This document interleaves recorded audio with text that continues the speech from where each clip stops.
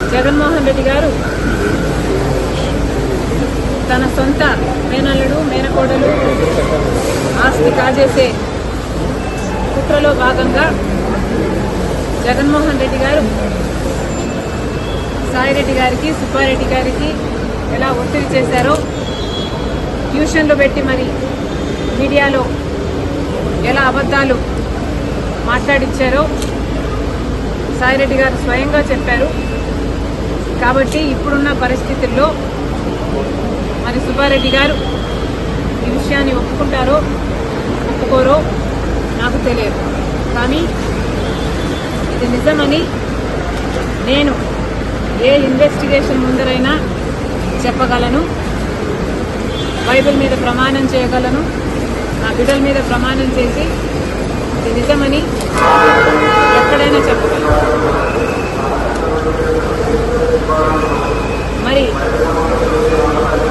ఇలా నా ఇంట్లోనే నా ముందరే ఫోన్ ట్యాపింగ్ చేసిన ఆడియోలు నాకే వినిపిస్తే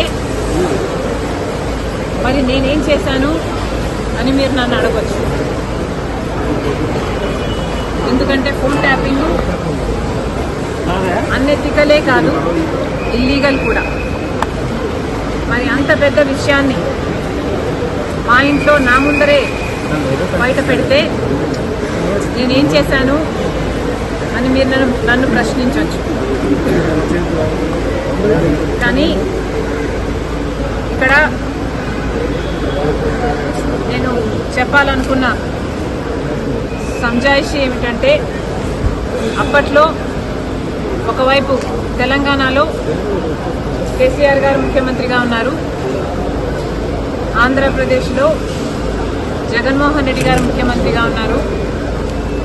ఇటు తెలంగాణలోనైనా ఇటు ఆంధ్రాలోనైనా కేసీఆర్ గారు జగన్మోహన్ రెడ్డి గారు చేస్తున్న అరాచకాలతో పోలిస్తే ఫోన్ ట్యాపింగ్ అంశం చాలా చిన్నదిగా కనిపించింది.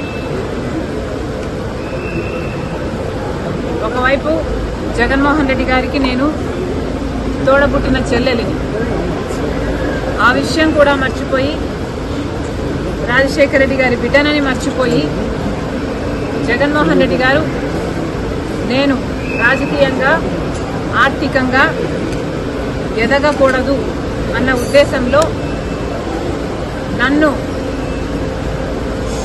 ఎలాగైనా సరే నా భవిష్యత్తును పాతిపెట్టాలి అన్న ఉద్దేశంతో ఎన్నో చేశారు. అందులో భాగం ఫోన్ ట్యాపింగ్లు అయితేనేమి, నా మీద నిఘా పెట్టడం అయితేనేమి, నేను మాట్లాడుతున్న వాళ్ళని ట్రాక్ చేయడం అయితేనేమి, నాకు రాజకీయంగా బలమయ్యే వాళ్ళని లేక నాకు సపోర్టు చేసే వాళ్ళని బెదిరించడం అయితేనేమి, ఇలాంటివి ఎన్నో చేశారు. ఎలాగైనా సరే నా భవిష్యత్తును పాతిపెట్టాలి అన్న ఉద్దేశంతో ఎన్నో చేశారు.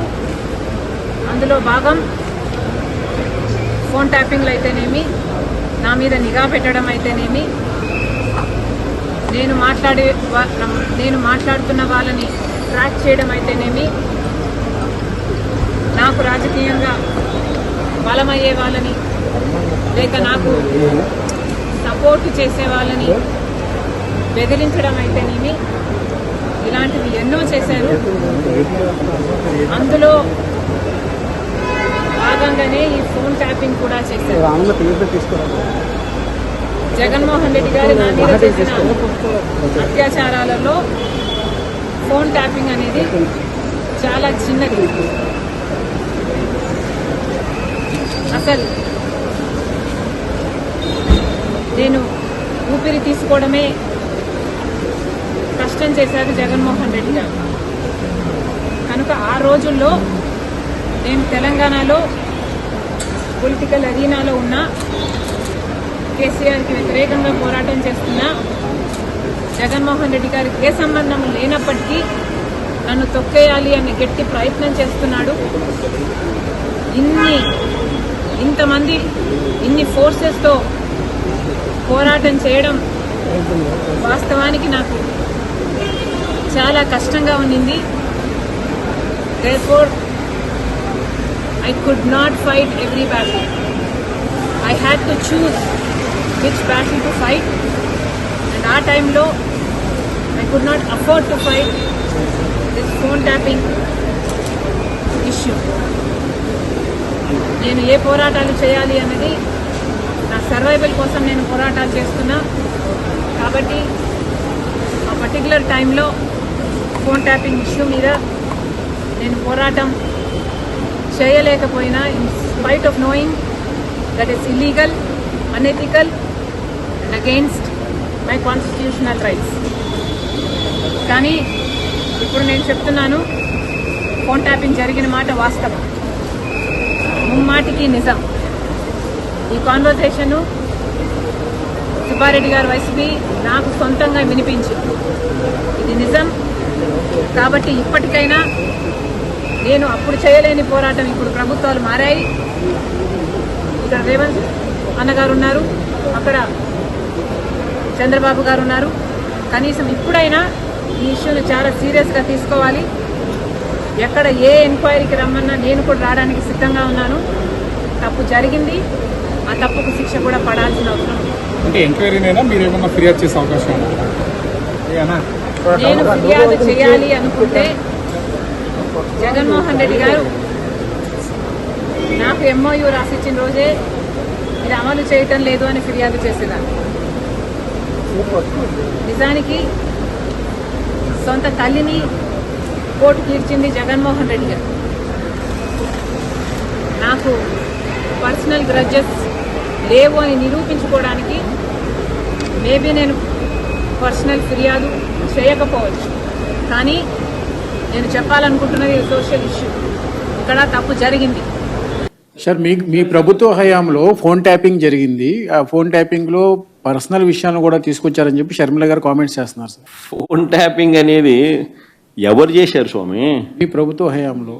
మా ప్రభుత్వ హయాంలో నేను ఫోన్ ట్యాపింగ్ చేసినానంటున్నా. మీ ప్రభుత్వ హయాంలో జరిగింది. మా ప్రభుత్వ హయాంలో నేను చేసినానన్నా. పక్క రాష్ట్రంలో జరిగింది సార్. దాన్ని ఇక్కడ కూడా ఇంటర్లింక్ చేశారు. కాదు, నువ్వు చెప్పే దాంట్లో క్లారిటీ నాకు అర్థం కావడం సార్. నేను ట్యాపింగ్ చేసినాను అంటున్నావా, లేకపోతే పక్క రాష్ట్రంలో వేరే వాళ్ళు ట్యాపింగ్ చేసినానంటున్నావు? పక్క రాష్ట్రంలో ఫోన్ ట్యాపింగ్ కి సంబంధించినటువంటి వ్యవహారం జరిగింది. అందులో తనకు సంబంధించి తన వ్యక్తిగత అంశాలకు సంబంధించినటువంటి వివరాలను కూడా తీసుకున్నారు. ఎవరు చేసినారంట స్వామి? కేసీఆర్ ప్రభుత్వంలో, గత ప్రభుత్వంలో. కేసీఆర్ ప్రభుత్వం ఎవరిని ఫోన్ ట్యాప్ చేసింది? షర్మిల గారు. కేసీఆర్ ప్రభుత్వం షరీఫ్లమ్మని ఫోన్ ట్యాప్ చేసిందా? అంటే బహుశా షరీఫ్లమ్మ రాష్ట్రంలో అప్పట్లో క్రియాశీలకంగా పార్టీ పెట్టిన నేపథ్యంలో చేసినాడేమో, నాకేం తెలుసు. ఆయన చేసినాడో లేదో నాకేం తెలుస్తుంది. అయినా దానికి నాకేం సంబంధం? కేసీఆర్ ప్రభుత్వం షరీఫ్లమ్మని ఫోన్ ట్యాప్ చేసిందా? అంటే బహుశా షరీఫ్లమ్మ రాష్ట్రంలో అప్పట్లో క్రియాశీలకంగా పార్టీ పెట్టిన నేపథ్యంలో చేసినాడేమో, నాకేం తెలుసు. ఆయన చేసినాడో లేదో నాకేం తెలుస్తుంది. అయినా దానికి నాకేం సంబంధం?